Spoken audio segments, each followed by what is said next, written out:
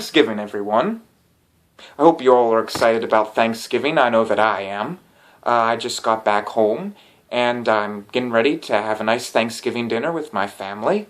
Um, you know, I'm actually surprised by how many people there are out there that don't actually know the true origins of Thanksgiving.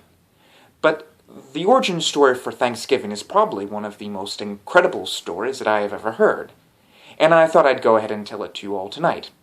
It concerns a man by the name of Squanto. Now, Squanto was an Indian that lived near Plymouth, Massachusetts. And nobody knows when Squanto was born, or really who his family was, or anything really about his early life. But anyways, what happened was a bunch of settlers arrived, led by one George Weymouth. And George Weymouth, he was trading with the Indians, and he got a group of the Indians together, including Squanto, and he asked them to put a bunch of stuff on board his ship and help out a little bit.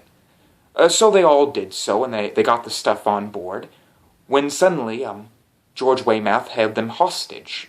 And he had 4 Indians there, and he says he was going to kidnap them, and he was taking them back to England.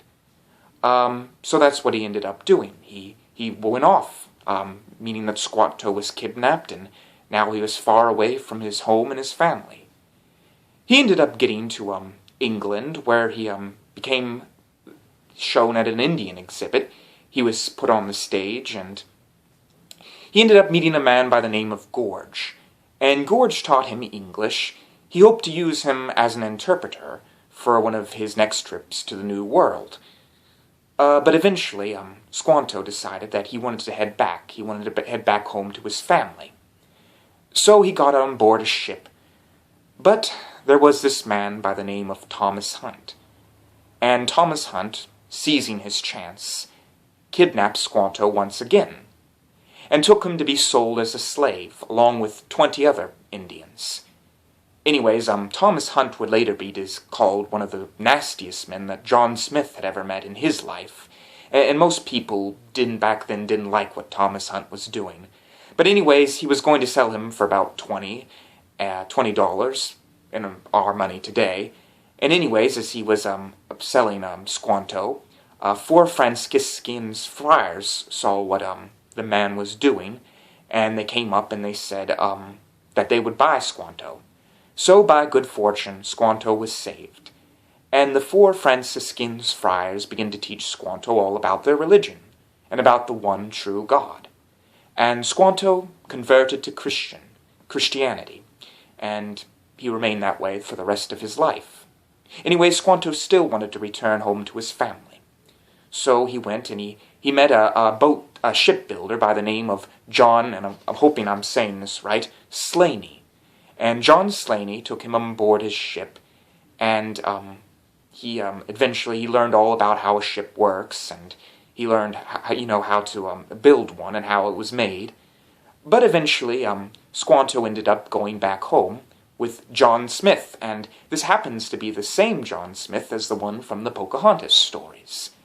And John Smith and Squanto sparked up quite a good friendship, actually. So anyways, eventually Squanto returned home to the shores of next to Plymouth, Massachusetts. No one's actually sure of the exact region where he was born. But he came home to find that most of his tribes, the Patuxet tribe, were all dead. They had died of the plague. And Squanto was devastated. He realized he didn't have any family anymore. All the people he ever known were gone.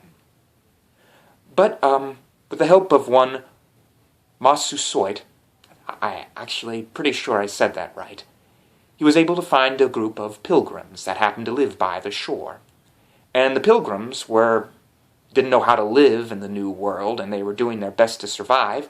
So Squanto became an interpreter for Massasoit and William Bradford, and he helped out William Bradford and helped him survive during the winter. And soon enough, he taught the Pilgrims and the Wampanoag tribe how to be friends.